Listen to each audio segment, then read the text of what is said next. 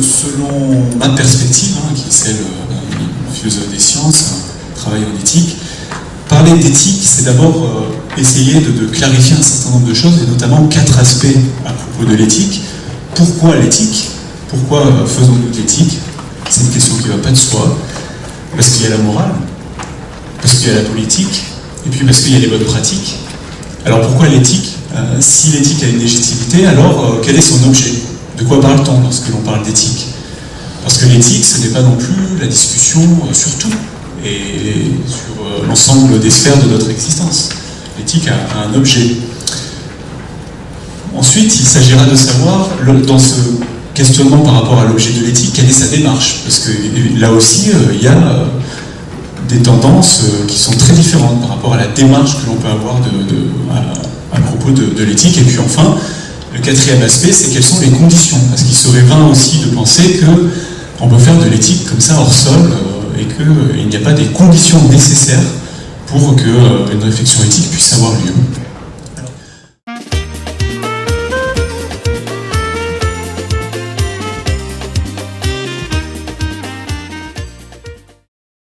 Vous m'avez demandé effectivement quelque chose de particulièrement difficile, qui consiste à préparer une intervention qui est liée au droit à l'éthique, le droit et l'éthique, et réciproquement. Déjà, le droit et l'éthique en soi-même, c'est pas forcément facile, et en plus, quand il y a et réciproquement, ça rend les choses encore plus difficiles. On aurait pu imaginer une sorte de progression du droit vers l'éthique, on aurait pu s'en sortir comme ça, mais non, il faut en plus faire un retour de l'éthique au droit.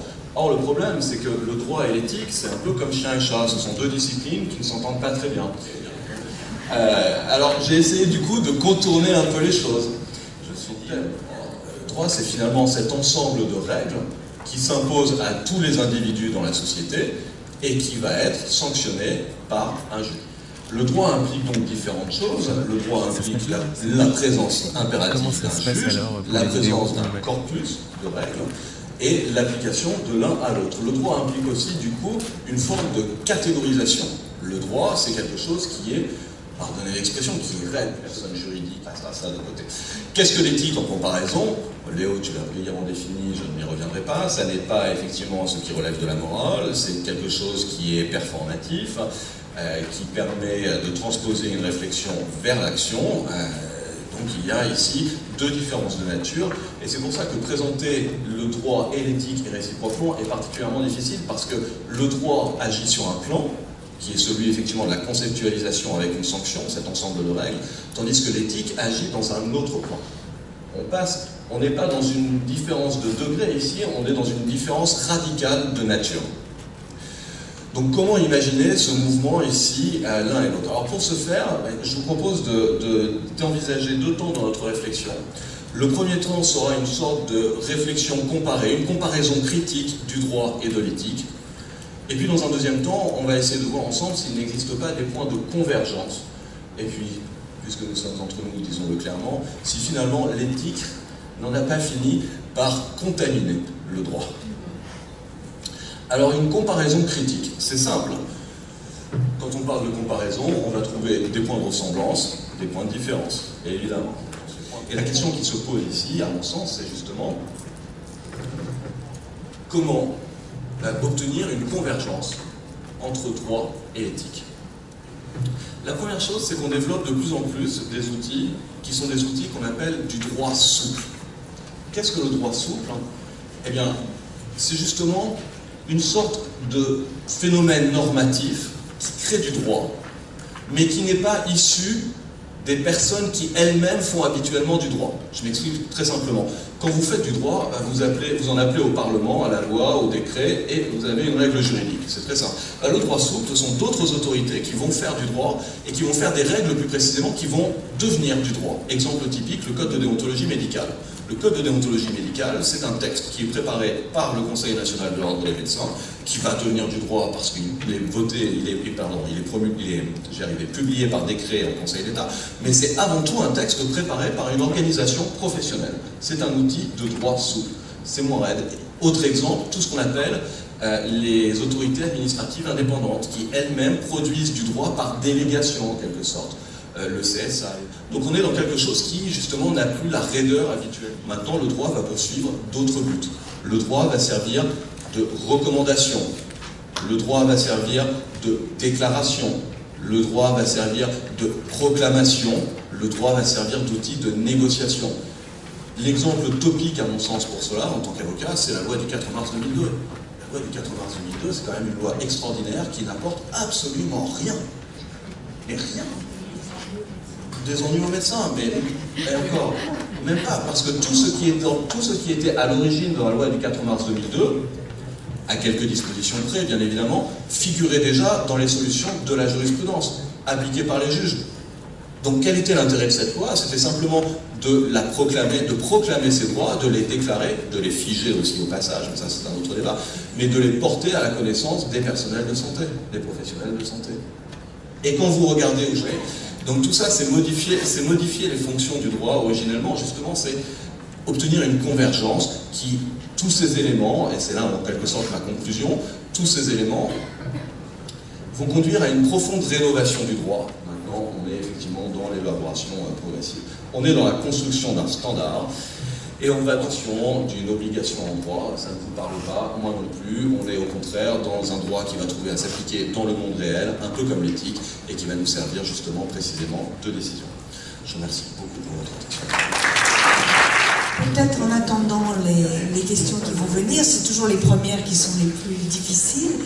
Je vais m'autoriser à faire un petit résumé de ce qu'on a entendu, puisque Léo nous a rappelé que l'éthique n'était pas la morale, qu'elle éclaire le politique, qu'elle n'est pas réductible aux bonnes pratiques, qu'elle va s'incarner, mais ne se réduit pas non plus à la casuistique, et qu'elle a un objet qui questionne nos valeurs, qui questionne les finalités de nos actions, et qu'il ne s'agit pas de faire de l'éthique principiste, c'est-à-dire se réduisant au principe d'autonomie, de justice, d'équité, de non-malfaisance et de bienfaisance. Et que nous allons, grâce à Benjamin Pitchowar, grâce à son intervention, faire évoluer le droit vers l'éthique et l'éthique vers le droit.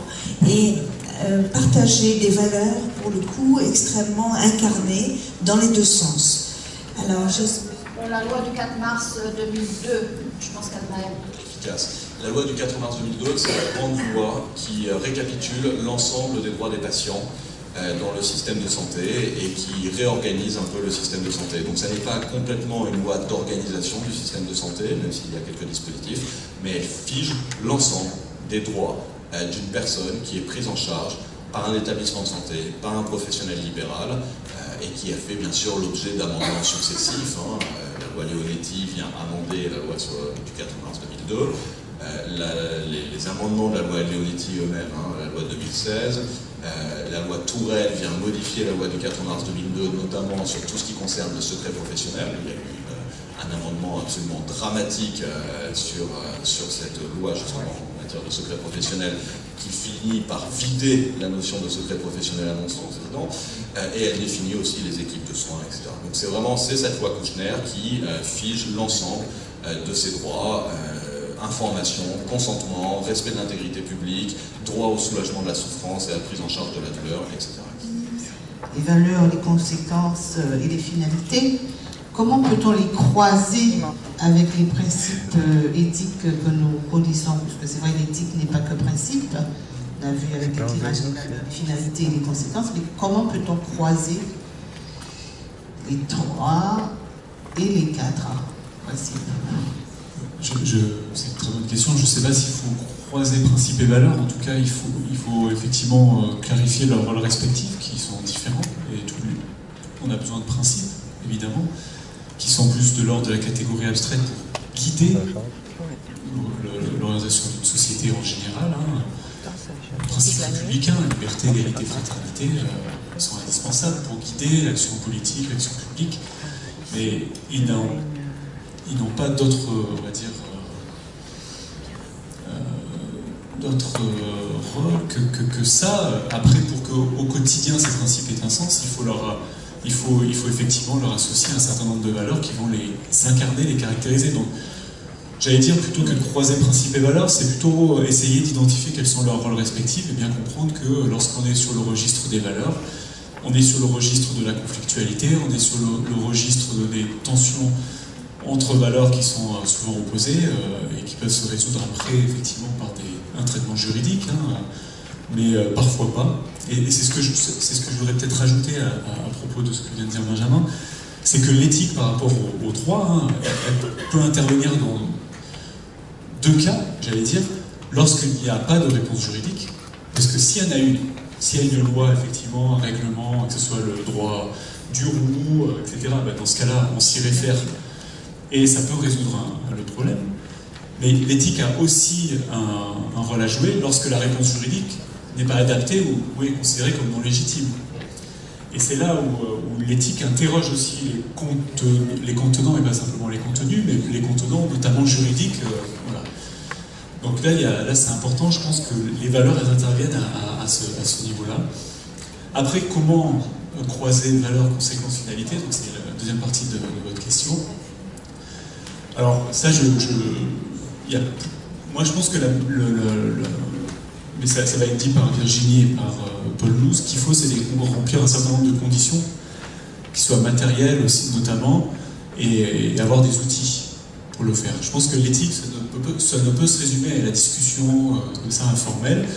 Il faut à un moment donné se mettre dans une disposition particulière, en faire un temps particulier peut-être, en équipe ou en dehors d'une équipe, avec un lieu, des conditions, dans lequel on peut les faire émerger de façon méthodique. Moi je tiens beaucoup à la méthodologie aussi de la réflexion éthique. J'en ai pas parlé, mais parce que j'avais pas le temps, mais l'éthique, c'est, si on veut vraiment faire un exercice qui est productif, fertile, il faut identifier bien sa place, effectivement, comme je l'ai dit, son objet, mais aussi il faut des méthodes.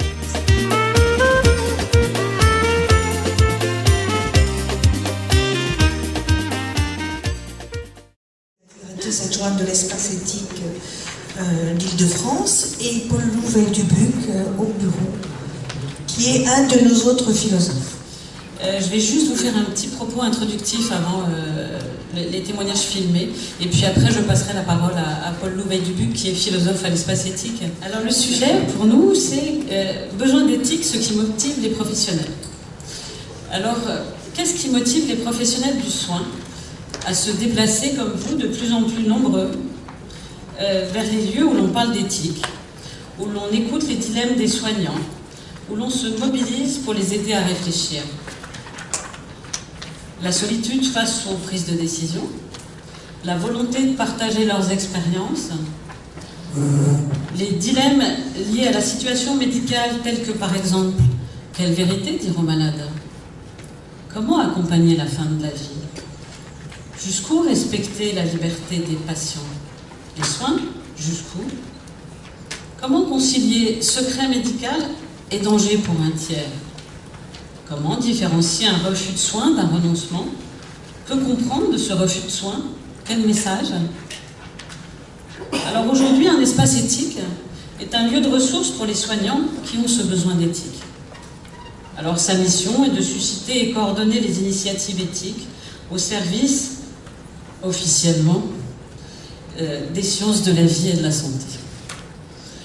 Voilà. Mais la route a été longue. En effet, la loi de bioéthique de 2004 mentionne la création d'un espace éthique par région. Mais preuve d'un souci éthique croissant, la première structure d'éthique, qui n'était pas un comité d'éthique, a été créée en 1995. Okay. Toujours quand il y a une crise des valeurs étymologiques, c'est-à-dire que la crise est toujours ce moment, notamment en médecine, dans la santé, hein, ce moment d'un effondrement possible, d'une mort possible, mais aussi d'une réinvention. Et il me semble que l'éthique est à ce point de bascule d'inconfort, de doute, pour une institution ou pour un professionnel, sur les valeurs. Et les valeurs pour moi, et là j'irai tout à fait dans le sens de Léo Koutelek, les valeurs sont toujours incarnées, c'est ce à quoi nous attachons de l'importance. On peut même dire que les valeurs, c'est ce pourquoi nous vivons. La valeur, c'est ce qui donne valeur à la vie, précisément. Ça, si l'on suit la philosophie de Georges Canguilhem. Et donc, l'éthique émerge précisément dans la crise des valeurs qui peut s'exprimer par un doute pratique, hein, que faire, ou par un doute existentiel, que penser. Et l'éthique, à cette crise, donc à ce besoin, promet une réponse. L'éthique est devenue aujourd'hui une réponse à cette crise des valeurs. il y a évidemment beaucoup de personnes qui ne choisissent pas de répondre à la crise des valeurs par l'éthique, mais par l'aigreur, comme ça a été dit dans la vidéo, par la guerre, ou par un conflit qui vise à accuser, par exemple, les médecins. Voilà. Donc, il y a, à mon avis, un véritable enjeu pour essayer de faire venir à l'éthique les professionnels de santé.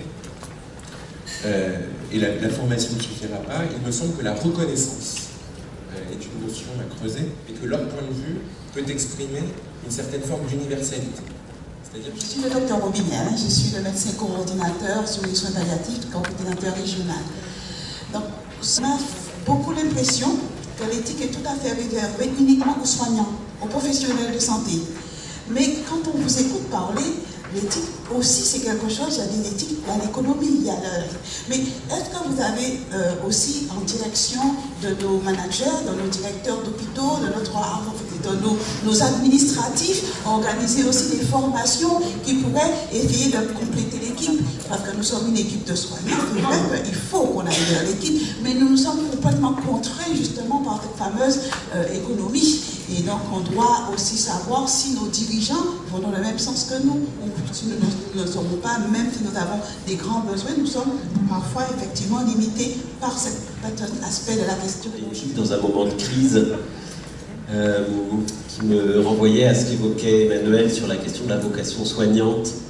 Et je me demandais si vous aviez étudié le devenir des étudiants et de ce en quoi le détour par l'éthique modifiait ou pas leur parcours, leur pratique. Est-ce que vous avez un retour là-dessus?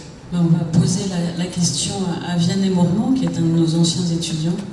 Oui, qu'est-ce que tu es devenu? Alors, comment ça va? Il est quand même parmi nous, donc peut-être que... 2 ans de master, et puis maintenant je suis inscrit donc, plutôt en doctorat. Ce que j'ai trouvé là, c'est un autre regard, un autre espace pour réfléchir aux soins. Ça, c'était vraiment quelque chose de fondamental pour moi, c'était ce que j'étais venu y chercher. Ce que je trouve important aussi à l'espace éthique, c'est, vous savez, c'est comme l'auberge espagnole. C'est-à-dire qu'il faut amener à manger. C'est-à-dire que si on n'arrive pas avec des questions, on peut écouter, c'est intéressant, mais y arriver avec des questions, ça fait avancer sur ces questions. C'est-à-dire que ça permet d'avoir vraiment cet échange.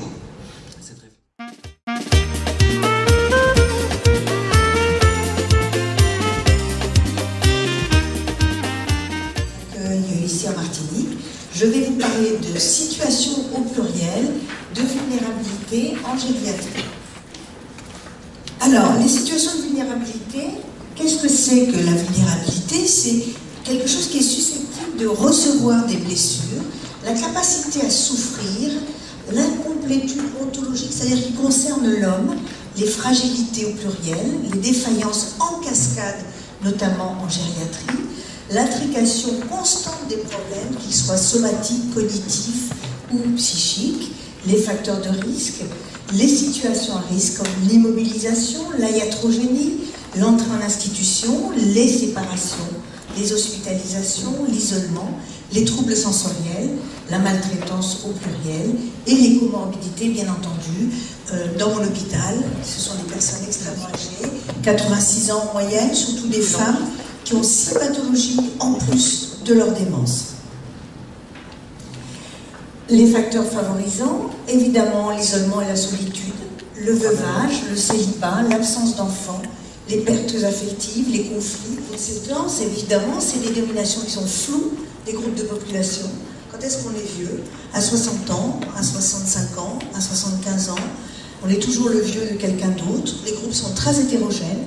Pour les recherches en épidémiologie, en psychiatrie, en pharmacologie, le vieillissement est réduit à ce qu'on voit, c'est-à-dire ce physique qui n'est pas très... personne n'a envie de devenir vieux. On a envie de vieillir, et encore, mais pas de devenir vieux. Les facteurs sont cumulés chez la personne âgée. L'anxiété, l'angoisse, la dépression, le délire, la démence, tout ça malheureusement sur la fin de vie qui va s'annoncer et le handicap. Alors, donc, quels enjeux de ces vulnérabilités cumulées? Évidemment, des enjeux éthiques dont nous allons parler, des enjeux de diagnostic, d'épidémiologie, de thérapeutique, des enjeux juridiques dont Benjamin vous parlera et des enjeux de santé publique. Les enjeux...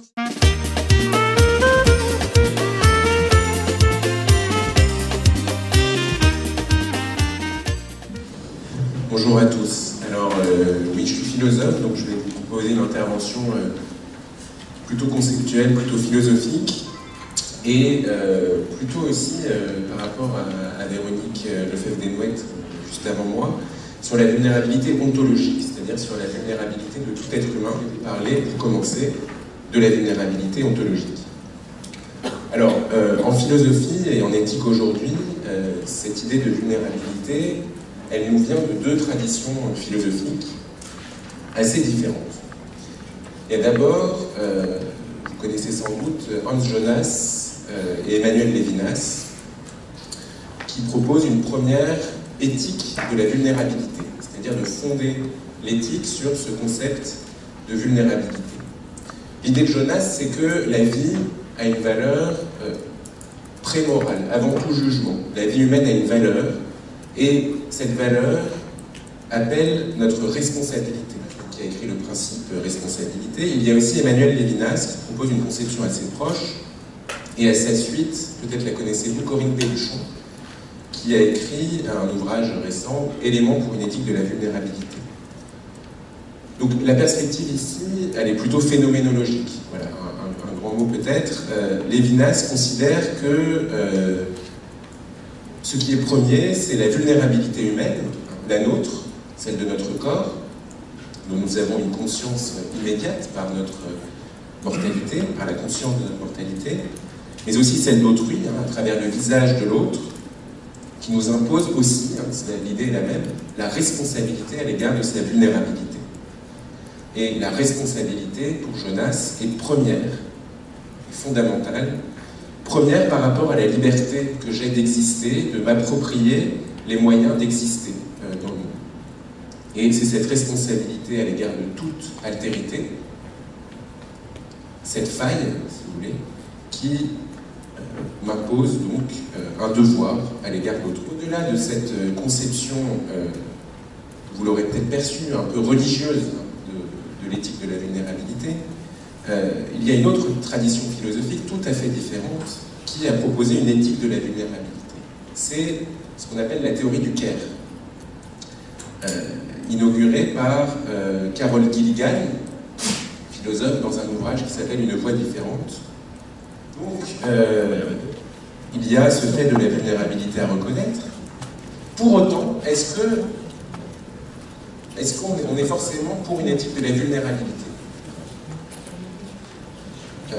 Moi, j'aurais tendance à dire que je ne suis pas pour une éthique de la vulnérabilité, parce que le fait que nous soyons vulnérables n'implique pas que nous devons considérer la vulnérabilité comme le principe fondamental de l'éthique. Le fait que nous soyons vulnérables n'implique pas que nous devons accepter cette éthique universelle que chacun doit prendre en soin la vulnérabilité d'autrui. Plus généralement, j'ai envie de dire, ce n'est pas parce que nous possédons tous une caractéristique X que nous devons défendre une éthique qui vise la protection de cette caractéristique X. Alors, c'est cet argument que vont opposer ceux qui sont favorables, non pas à une éthique de la vulnérabilité, mais une éthique de l'autonomie, inspirée notamment par Emmanuel Kant, contre les tenants de l'éthique de la vulnérabilité. Je conclurai en résumant mon intervention. Donc, premier point, on peut considérer qu'il y a comme un fait la vulnérabilité ontologique.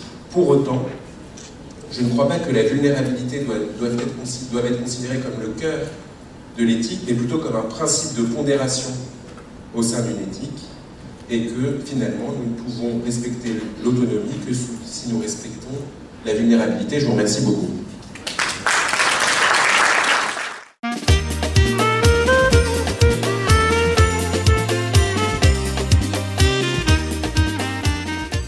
On passera aux questions après l'intervention de Virginie Bonnel, qui est donc la directrice adjointe du Centre éthique de la région Île-de-France, et qui va nous parler des aidants auprès des personnes atteintes de maladie d'Alzheimer, c'est ça? Bonjour à toutes et à tous. Moi, je vais vous parler du défi des aidants, effectivement, dans la maladie d'Alzheimer. Et puis après, je vous propose de regarder un petit film de 7-8 minutes qui s'appelle Paroles de proches et qui a été réalisé en collaboration avec l'association France Alzheimer. Voilà, vous verrez, ça illustre bien finalement le combat, entre guillemets, des aidants au jour le jour, à un moment donné, puisque c'est effectivement fixé dans un film, à un moment donné de leur relation avec les patients qui les entourent. Alors le début de la maladie est le moment où est posé le défi éthique de la place des uns par rapport aux autres, de l'aide professionnelle, de l'aidant familial, de la personne malade, du diagnostic et de la protection juridique.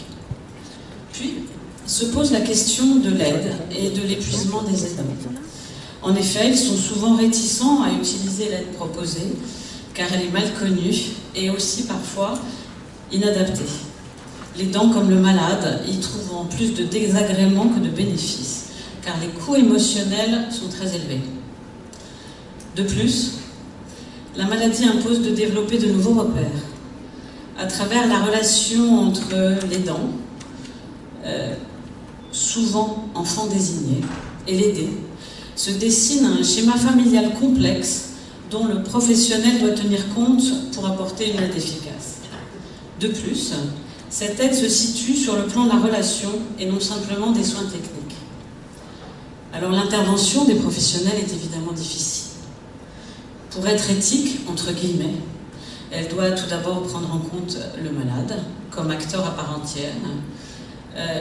Ils doivent interpréter le ressenti de chacun, éloigner les incompréhensions et surtout privilégier l'intervention de tous, la famille et les soignants, ensemble pour le bien-être du malade. Mais alors qu'en est-il des aidants? Alors dans ses écrits, Hugues Joublin, qui est l'un des précurseurs de ce que l'on appelait à un moment donné, on n'en parle plus beaucoup aujourd'hui, mais ça s'appelle la proximologie, c'est-à-dire l'étude des relations entre les proches et les personnes malades. Notre Hugues Joublin disait « Force est de constater que celles et ceux qui accompagnent un proche rendu vulnérable par la maladie ou la dépendance doivent composer avec des contraintes et des exigences de notre monde contemporain, dans lequel ils peinent à trouver aide, répit, assistance ou tout simplement écoute et sollicitude. » Alors il cite également la parole d'un médecin hospitalier, mais qui était plutôt interniste et urgentiste, mais c'est intéressant quand même à écouter et à lire aussi. Elle disait « Je vois à l'hôpital beaucoup de proches très présents. Avant de jeter la pierre, il faut essayer de comprendre. Les familles ne sont pas cruelles, mais absentes, par manque de moyens et de temps. Tout semble dit. Moyens, temps. » Je vous remercie.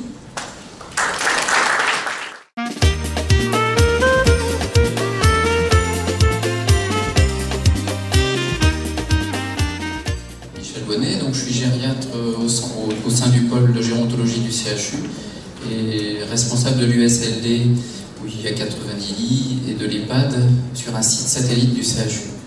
Donc je remercie Mme Chérubin d'avoir introduit finalement mon propos sur les contraintes économiques et les exigences éthiques en EHPAD. Alors l'idée de débattre de ce sujet au cours de cette semaine martiniquaise de l'éthique, c'est venu du coût des médicaments VIH pour les patients qui sont atteints entrant en EHPAD. Donc pour exemple, le budget médicaments de l'EHPAD du CEV, 275 lits, 154 000 €, 1,72 € par patient, ce qui n'est pas beaucoup. Et 3 patients VIH, 27 000 € à eux seuls. Donc ils prennent 17% du budget médicaments de l'EHPAD. On sait que l'efficacité des traitements antirétroviraux font du VIH maintenant une maladie chronique, et c'est une bonne nouvelle, mais avec du coup de plus en plus de personnes âgées atteintes et traitées. Et le médecin coordonnateur donnera son accord à l'entrée du patient, mais il pourrait se faire sermonner par le directeur de l'EHPAD qui opposera un budget non extensible. D'où une interrogation éthique. Alors est-ce que c'est anecdotique? Ben, ça ne l'est pas, c'est le problème de tous les médicaments coûteux, quels qu'ils soient, quand l'EHPAD est en budget global, c'est-à-dire qu'on lui donne un forfait soins pour les médicaments qui n'est pas censé dépasser. Et il y a 2 autres exemples. Un patient qui est en insuffisance rénale et qui bénéficie d'une dialyse péritonéale, il coûte 25 000 € par an. Alors on avait 3 patients en 2007-2008 dans notre EHPAD. On les a soignés, mais il y avait nécessité d'une intervention d'une infirmière libérale qui est venue pour faire les dialyses péritonéales. Et 2 ans après, le directeur reçoit les indus de la sécurité sociale qui lui réclament 75 000 € pour les 3 patients. Alors évidemment, après on va dire, on ne va plus prendre ces patients. Un patient en insuffisance rénale, en dialyse péritonéale, on ne l'acceptera plus, ça va nous coûter trop cher. Il y a un décalage. Je ne suis pas économiste, je ne suis pas éthicien, et je me suis demandé comment vous en parlez. Je me suis dit, depuis mon arrivée en 2001 au Centre Emma Ventura, donc ça fait 16 ans, quels impacts et décisions économiques et financières ai-je constaté sur la vie de l'EHPAD et quelles conséquences éthiques? Alors d'abord un descriptif pour ceux qui ne connaissent pas le Centre Emma Ventura, c'est un site satellite du CHU, il y a 365 lits de gériatrie, 90 lits de soins de longue durée, donc 8 lits identifiés de soins palliatifs gériatriques, 275 lits d'EHPAD, dont une unité Alzheimer totalement sécurisée. Pour mémoire, la différence entre l'EHPAD et l'USLD, c'est que l'USLD, c'est les malades qui sont les plus lourds, qui nécessitent plus de soins, la présence d'une infirmière 24 heures sur 24 et de l'accès rapide à un médecin. Il y a environ 230 agents au Centre Emma Ventura, dans un bâtiment vertical de 6 étages qui date de 1974, qui a 43 ans et qui nécessiterait une rénovation. On est 4 médecins en ce moment, 5 médecins, il y a peu de temps. Alors, qu'est-ce que j'ai vécu depuis que je suis entré au Centre Emma Ventura en 2001, en 2001-2002, il y a eu la mise en place des 35 heures à l'hôpital. Alors, qu'on soit pour ou contre n'est pas le problème, c'est que le directeur de l'époque m'a dit, oui, pour compenser la mise en place des 35 heures, il aurait fallu recruter 18 agents, et on a obtenu 3. On en a obtenu 3. Donc, effectivement, est-ce qu'il est éthique de faire perdre aux résidents 60 heures de soins par semaine pour des raisons économiques, ou de faire peser sur les soignants ces heures manquantes, heures sup, rappel sur repos, non-remplacement de congés annuels? En raison d'un désaccord à l'époque entre le CHU et le Conseil général sur la sincérité des comptes, il aura fallu 6 ans pour que cette première convention soit signée. Est-ce que les améliorations étaient prévues dans le cadre de cette première convention? Est-ce qu'il est à nouveau éthique de les reporter de 6 ans pour des raisons à nouveau économico-financières? La question est-il normal qu'un grand pays démocratique, 6e puissance économique mondiale, mettant constamment en avant les droits de l'homme, le respect, la dignité, soit aussi peu performant, c'est du langage diplomatique, pour donner les moyens aux soignants d'EHPAD et du SLD de prendre soin de la meilleure façon qui soit de ces citoyens les plus âgés et les plus fragiles? Donc au travers de l'exemple du CEV, je reste malheureusement un petit peu pessimiste, et les contraintes économiques réelles ou inventées ne permettent pas de répondre aux exigences éthiques des EHPAD, aux exigences réglementaires, aux diverses certifications et autres démarches qualité qui nous imposent toujours moins, toujours plus avec toujours moins. Tout le monde sait, la situation est connue, particulièrement les décideurs, et rien n'est fait, c'est ce qui me paraît le plus choquant. Et Jean-Luc? Je vous rappelle qu'on est dans une session sur la vulnérabilité et sur l'éthique. Et à cet égard, je pense que les établissements, leurs responsables, leurs médecins coordonnateurs auraient peut-être bénéfice à se regrouper parce que les discussions vis-à-vis des tutelles devront se faire de manière solidaire et non pas de manière individuelle. Oui, justement, je voulais revenir sur cette alliance peut-être impossible, je ne sais pas, entre la contrainte économique et l'exigence éthique. J'ai beaucoup aimé la présentation. Je voudrais rajouter une chose, c'est que il me semble que la contrainte économique, c'est pas simplement la réduction des coûts ou en tout cas des coûts qui sont pas suffisants, enfin des financements qui sont pas suffisants. Ce que l'on observe, c'est que la contrainte économique, c'est surtout toute une politique de pilotage, de rationalisation des moyens, qui en fait va aller jusqu'à une sorte d'ingérence du comportement des soignants ou des équipes soignantes et de l'organisation même de l'institution, qui en fait change les finalités du métier quasiment. Et donc j'allais dire, le problème éthique, il est presque là, parce qu'on pourrait très bien imaginer que derrière cette exigence, cette contrainte économique, il y ait toute une autre politique qui se mette en place, qui ne soit pas celle-ci, qu'on ne remplace pas la relation par la transaction, la proximité par la transparence, etc., la confiance par la traçabilité. Enfin, il y a toutes ces substitutions comportementales qui posent presque autant de problèmes que le fait qu'il n'y ait pas assez de moyens. À la contrainte économique s'impose un certain type de rationalité, de rationalisation des moyens, et que je crois que ça, ce n'est pas une fatalité. Voilà. C'est-à-dire que derrière, peut-être la contrainte économique qui existe, on ne peut pas l'ignorer, même si politiquement on peut, comme ça a été dit dans la dernière diapo, trouver de l'argent peut-être quelque part. Partant de ce postulat qu'il y ait une contrainte économique qui exige effectivement de repenser peut-être certains coûts, la réponse qui est apportée ici n'est peut-être pas la seule. Et qu'il y a peut-être de la créativité, il y a peut-être de la solidarité, de la coopération qui pourrait faire naître aussi une autre réponse que celle du New Public Management qui écrase finalement les finalités soignantes et les exigences éthiques dans les établissements. Voilà.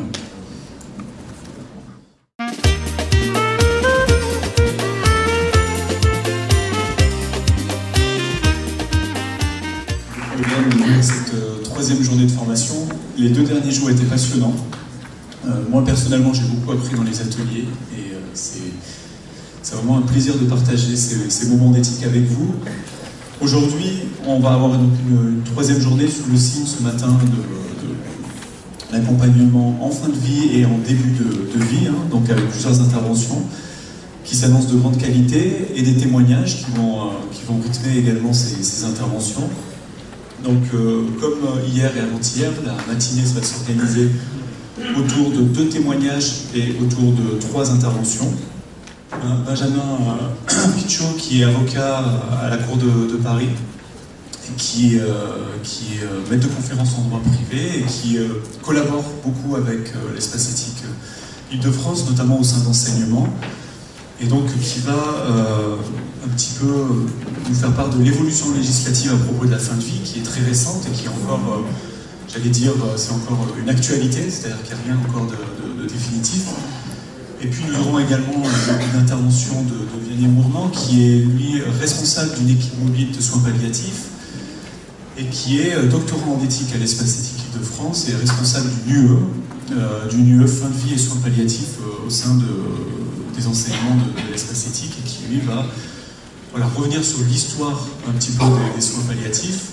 Et puis avec Benjamin ensuite, ils vont essayer de voir comment cette évolution impacte un petit peu les pratiques quotidiennes des médecins en unité de soins palliatifs, notamment. Je vous passe la parole ensuite. Vous avez fait passer un message très important, en tout cas pour moi, professionnel de santé, c'est que les professionnels de santé ne connaissent pas la loi, alors que la loi les reconnaît après. Et de vous présenter nos 2 regards. Et moi j'allais commencer en fait pour parler un peu de l'histoire des soins palliatifs, pour qu'on voit un petit peu pourquoi ces lois sont apparues. Benjamin vous parlera plus de l'histoire de la loi sur les soins palliatifs, et puis après on confrontera nos 2 regards. Alors, la préhistoire, c'est la médecine à la Claude Bernard, la médecine des années 40, c'est-à-dire celle où on savait faire des beaux diagnostics, mais on ne savait rien guérir. À l'époque, on faisait un diagnostic de pneumonie, et soit on vivait, soit on mourait. Donc pas ou peu de traitements curatifs, et au niveau des soins palliatifs, c'était les hospices, qui étaient plus des lieux où on permettait aux patients mourants d'être accompagnés, mais plus dans une vision sûrement compassionnelle et religieuse. On en arrive au Moyen-Âge. Vous savez, le Moyen-Âge, tout le monde le décrit comme barbare, mais c'était aussi une époque raffinée. C'est l'arrivée des antibiotiques, donc là la médecine commence à être curative. C'est l'arrivée aussi de la réanimation, et vous savez, la réanimation, bouleversement dans la médecine, puisque la réanimation permet, avec des gens qui sont dans la définition de la mort, un arrêt cardio-circulatoire, de revivre après des massages cardiaques, des choses comme ça. Et en fait, c'est intéressant parce que le terme qui a été mis en avant à ce moment-là, c'est le terme de ressuscitation. Et à ce moment-là, le médecin qui est capable de ressusciter, qui d'autre est capable de ressusciter, le médecin est presque à l'égal de Dieu. On arrive dans une médecine très technico-scientifique, mais qui est quand même confrontée à des fins de vie difficiles. Je me souviens d'un témoignage de Robert Zitoun, qui est un grand patron d'hématologie parisienne, et qui disait, voilà, je voyais des patients mourir dans des conditions abominables, et il m'est arrivé de leur donner la mort pour les soulager. C'est-à-dire qu'ils n'avaient pas d'autre source. Et il en dit bien que c'est quelque chose qu'il regrette, et qu'il il fallait trouver d'autres solutions, et c'est lui qui va mettre la première équipe de soins palliatifs, les premières équipes mobiles de soins palliatifs en place à l'Hôtel Dieu. Et puis c'est l'époque aussi des balbutiements des soins palliatifs modernes, avec des grandes dames comme Cicely Saunders ou Thérèse Vanier, qui vont, face à cette médecine technico-scientifique, entrer aussi dans une technique, et c'est le début des protocolisations des traitements antalgiques et des traitements à visée symptomatique. Donc on est dans le Moyen-Âge, et le Moyen-Âge c'est l'époque, alors peut-être parmi vous certains ont connu cette époque, c'est l'époque du DLP. Le DLP c'était une association de médicaments qui a été inventée pour soulager les patients. Et très rapidement il y a eu une dérive du DLP vers ce qu'on appelle le cocktail lytique, c'est-à-dire que quand on mettait en place un DLP, 3 heures après le patient était mort, et la chambre était à nouveau disponible. On en arrive au XXe siècle, un siècle de croissance, mais évidemment siècle de violence, avec une médecine, et on le voit bien à la fac de médecine aujourd'hui, on élève nos étudiants, nos futurs médecins, mais aussi les futures infirmières, les futures aides-soignantes, dans une médecine entendue dans un paradigme du guérir. On n'est pas dans le soin, on est dans le guérir. Et on est dans une médecine à ce moment-là qui est une médecine qui ne peut pas s'arrêter. C'est-à-dire qu'il y a le médecin est grosso modo dans ce XXe siècle, fin du XXe siècle, obligé de mettre tout ce qu'il a à disposition en place. Il n'a pas le droit d'arrêter. Et là-dessus, il va y avoir des réactions du Conseil consultatif national d'éthique, des sociétés savantes de réanimation, qui vont s'opposer à cette possibilité de ne pas arrêter les traitements. Et surtout, ce qui se passait, c'était qu'un médecin unique décidait, dans la clandestinité, dans sa subjectivité, d'arrêter des traitements, et c'était peut-être pas ce qui était souhaitable. Et puis, encore une fois, avant la loi de 99, on était dans une idée des soins palliatifs optionnels, c'est-à-dire qu'il y en avait, il n'y en avait pas, et c'était à la bonne volonté. 1999, une année très importante, puisque pour la première fois, le législateur fait le choix d'inscrire les soins palliatifs et le soulagement de la souffrance dans la loi. Donc c'est une vraie révolution, puisque comme tu l'as très bien dit, la démarche est prolongée jusqu'à la loi du 4 mars 2002, qui est la grande loi relative aux droits des patients, qui permet pour la première fois de figer et de déterminer un socle des droits pour toutes les personnes qui font face à un acte de soin, ne l'embarrasse pas d'une certaine manière. Et la loi du 4 mars 2002 a montré ses insuffisances, il a donc fallu la compléter par la loi Leonetti. Cette loi Leonetti, elle, se voulait une loi spécifique. Enfin, ne se voulait pas une loi spécifique aux malades en fin de vie, mais est devenue une loi spécifique aux malades en fin de vie. Elle a introduit différents outils dans notre législation qui existaient déjà ailleurs, comme les directives anticipées, comme la mise en œuvre d'une procédure collégiale notamment, comme le rappel de la possibilité pour le patient de refuser des soins, mais en laissant reste. On voit que cette loi Leonetti, elle se voulait encore une fois définitive sur le règlement des difficultés en situation de fin de vie, en ce qu'elle permettait deux choses. La première chose, c'était de provoquer encore une fois indirectement, j'insiste lourdement, indirectement le décès de la personne, en permettant, deuxième chose, de préserver l'autonomie de la personne elle-même, puisqu'il y avait l'intervention des directives anticipées et l'articulation avec la personne de confiance qui était créée déjà par la loi du 4 mars 2002, l'affaire Vincent Lambert, qui a montré justement, d'une manière à mon avis en tant que juriste, il faut être honnête, parfaitement artificielle, les limites de cette rédaction. Le législateur, de par l'affaire Vincent Lambert, a tranché, puisque dans la définition de l'obstination déraisonnable apparaît l'alimentation et l'hydratation artificielle sont des traitements qui peuvent être arrêtés. Jérôme Pignol, je suis pédiatre en réanimation néonatale. Effectivement, en pédiatrie, la notion d'alimentation et d'hydratation, même si elle est intégrée comme un traitement actif, c'est encore plus compliqué de dire on arrête cette alimentation. Donc c'est vrai qu'en pédiatrie, c'est extrêmement complexe.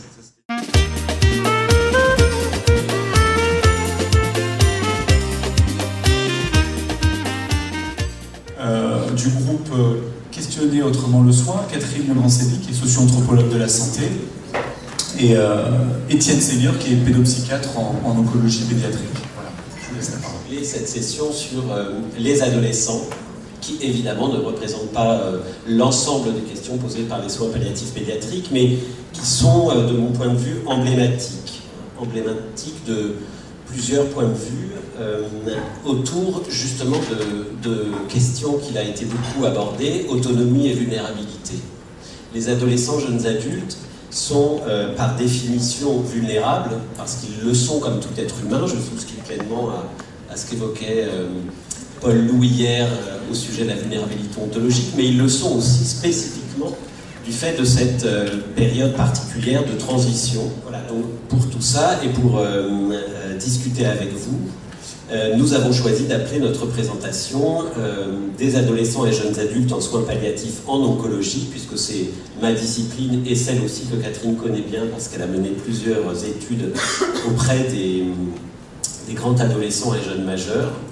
Anticiper, décider et accompagner, mais je pourrais dire combien il est difficile d'anticiper, combien il est difficile de décider avec eux et combien il est difficile aussi parfois de les accompagner dans ces temps de la fin de la vie.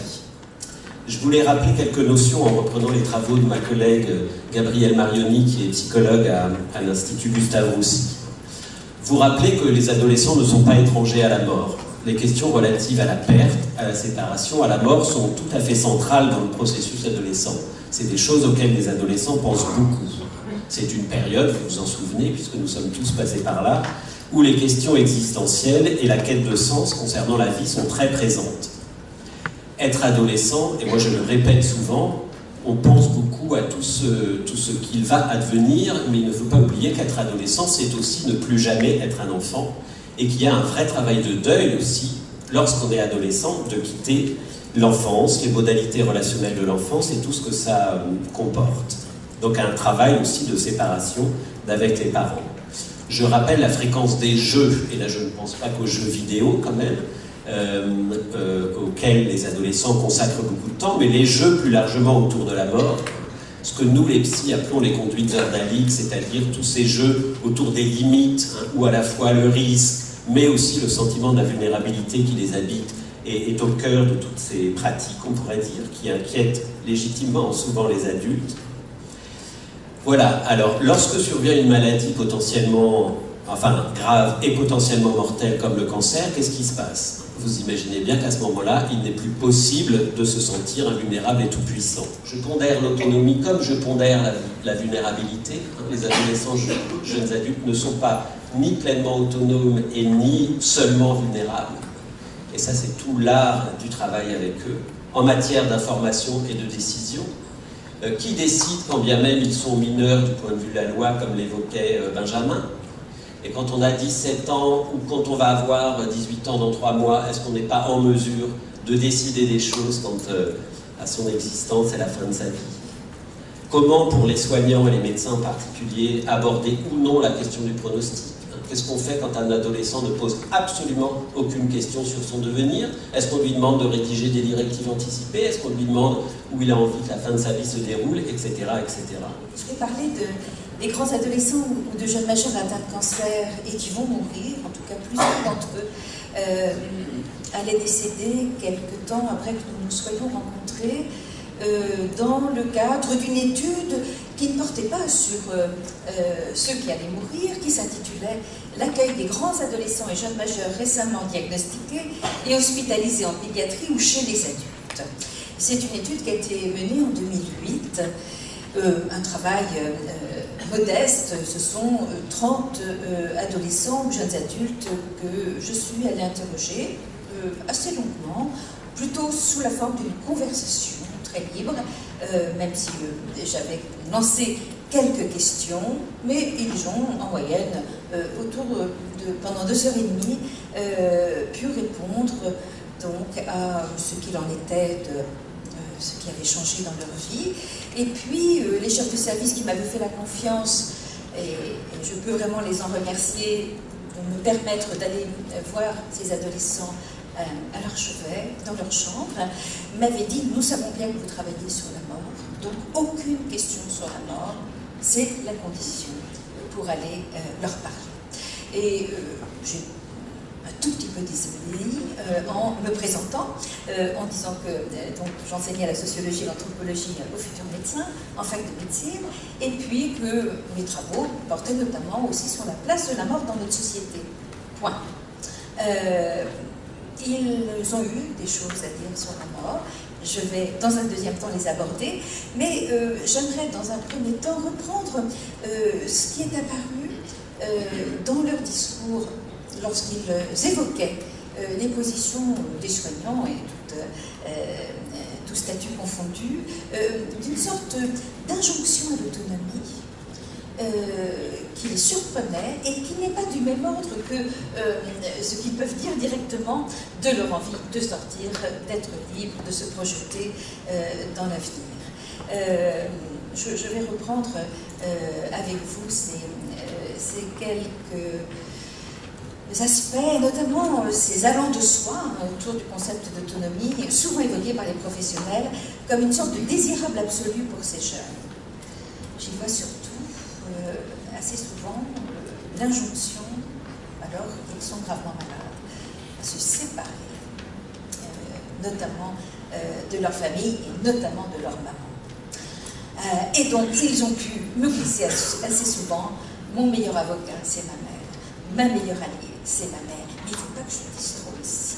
On aimerait bien que je me détache d'elle. Voilà leur manière de dire ce qu'ils sentent comme injonction. Chacun de ces jeunes patients est confronté évidemment à l'inhabituel à cet âge, et Étienne l'a très bien dit, confronté à l'extrême difficulté d'être acteur d'un épisode crucial de son existence, tout en ayant, et ils l'ont dit aussi, le sentiment d'être désarmé face à l'inconnu et de subir parfois les événements sans avoir de prise sur leur déroulement.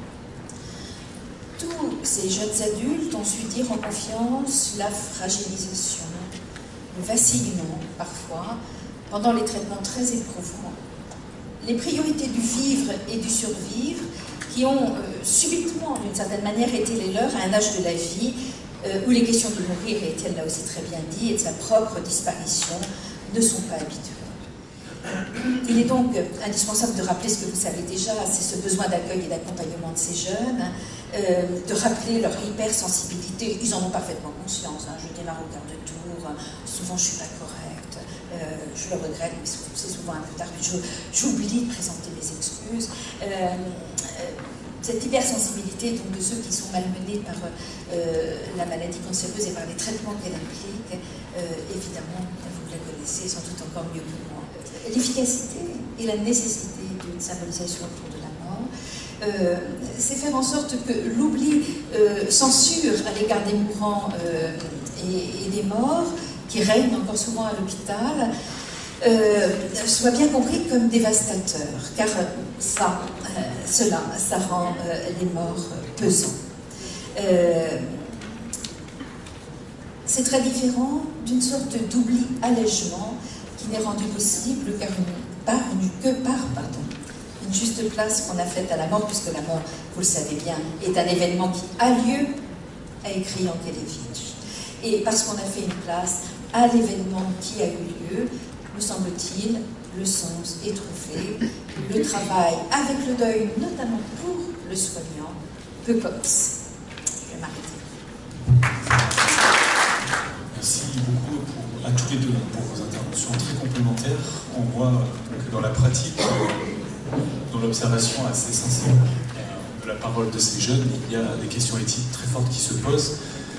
Et que finalement, ce que je pourrais dire ici, c'est en vous écoutant, c'est qu'il n'y a peut-être pas de meilleur questionnement éthique que celui qui est issu de l'écoute ou de l'observation fine de ce que vivent les personnes véritablement concernées, et notamment ces jeunes qui disent des choses qui sont véritablement pleines de sens, et au-delà des principes éthiques qui pourraient les enfermer dans des catégories, comme cette injonction à l'autonomie, alors que précisément, c'est pas ça dont ils ont besoin. Mais c'est plutôt de l'expérience sensible du care et de ces attachements qui pourraient le satisfaire au mieux leur fin de vie.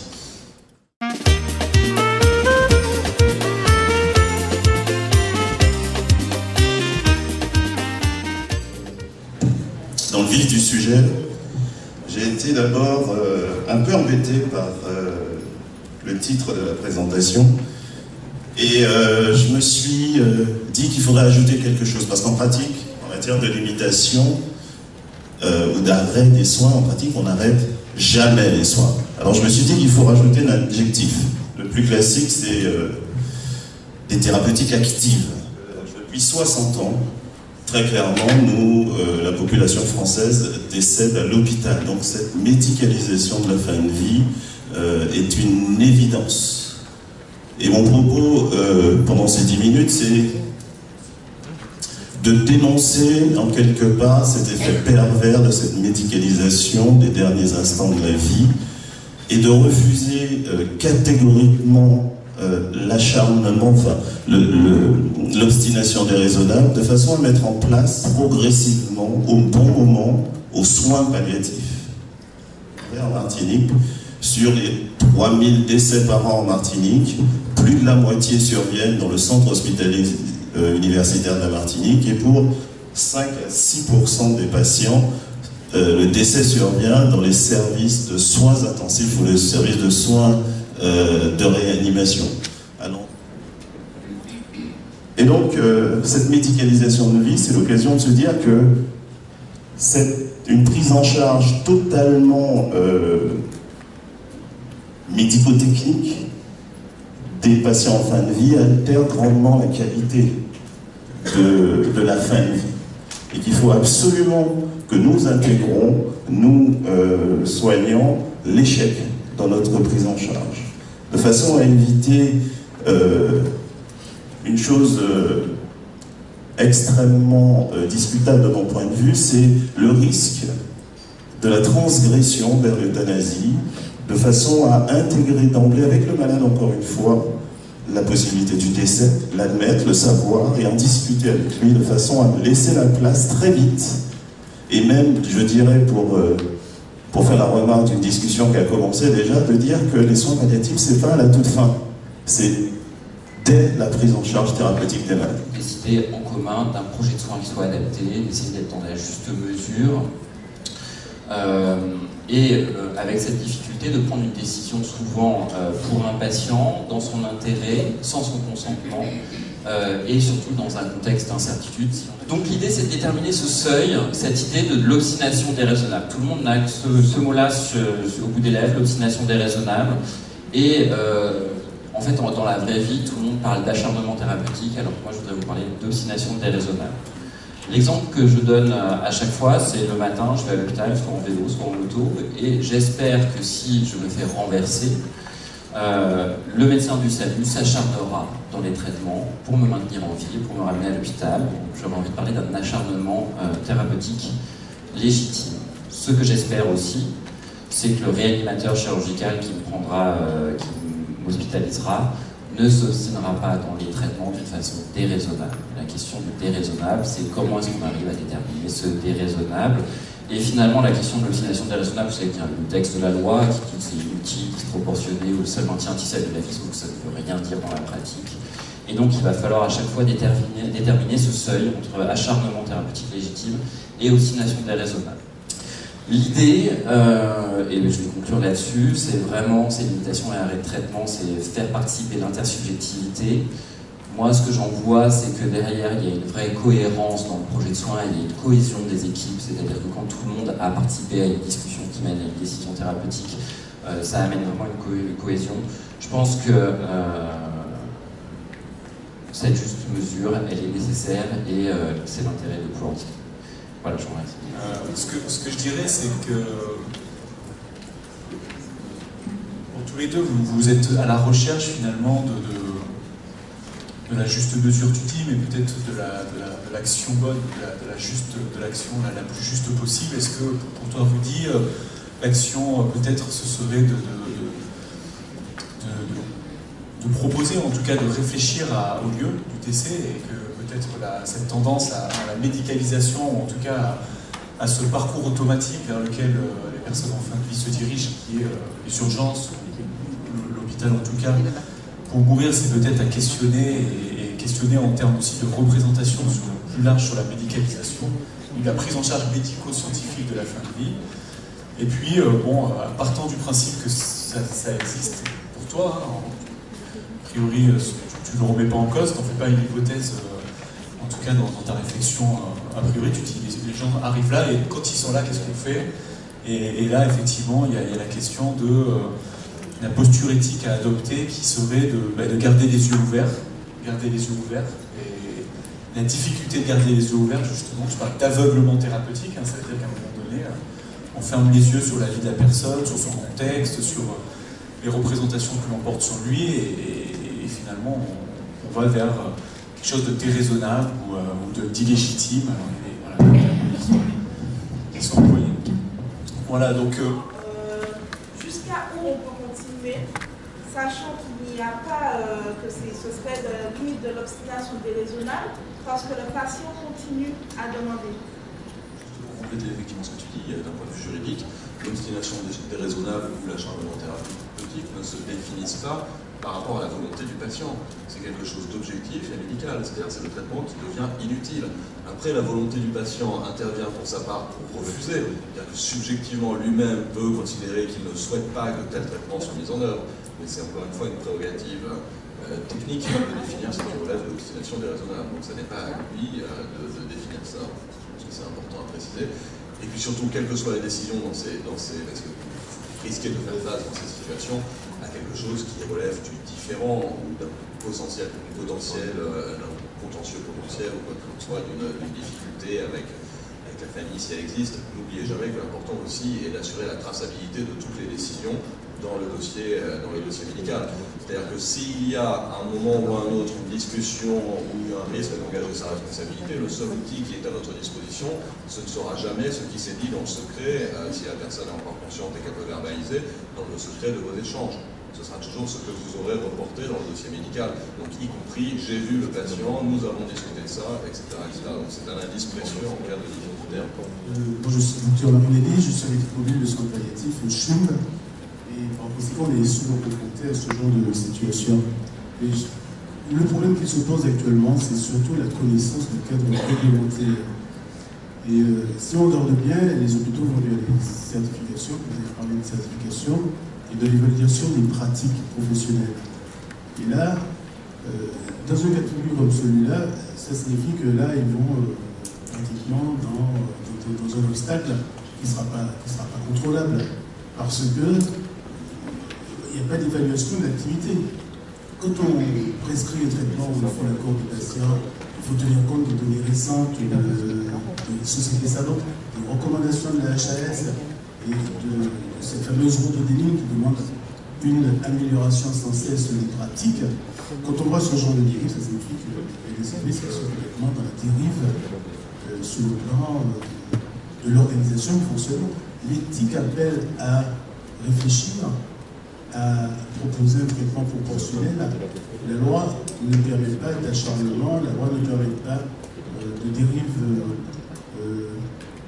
quelle qu'elle soit.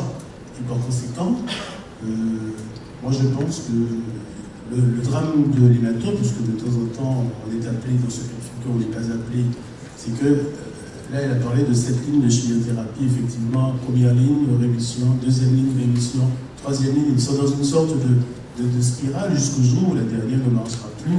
Il va falloir se dire, bien sûr, l'anticipation, à quel moment arrêter. C'est là où ils se disent, ça avait marché, ça avait marché, ça avait marché. Et là maintenant, ça ne marche plus. Et éthiquement parlant, dans le principe d'autonomie, de justice, de non-malfaisance, on est dans une dérive transfusionnelle qui amène beaucoup. S'il y avait une réflexion aussi sensée soit-elle, ça fait du sens. Ce qu'on fait, je pense qu'on doit arrêter, on doit préparer la patiente à effectivement sa fin. On n'est pas responsable de ce genre de situation. On n'a pas à culpabiliser. C'est un état de fait, c'est la maladie qui nous nuit, et la médecine, aussi puissante soit-elle, elle a ses limites. Et donc, dans ce cas de figure, ça génère effectivement des souffrances, des conflits au niveau des services. Et quand nous intervenons, c'est déjà le drame est fait. Voilà, c'était un petit peu ma réflexion sur ce sujet.